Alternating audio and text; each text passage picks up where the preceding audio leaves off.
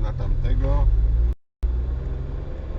Niepotrzebnie, bo przecież tamten prawidłowo mógł wjechać dopiero jak czerwone zgaśnie ta sygnalizacja. A ten już je pięknie.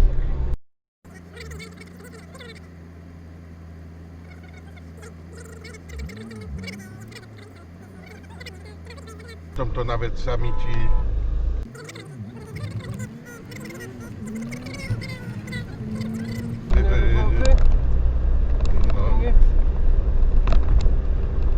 otrąbił już tam na tamtego, że za długo wyjeżdżał.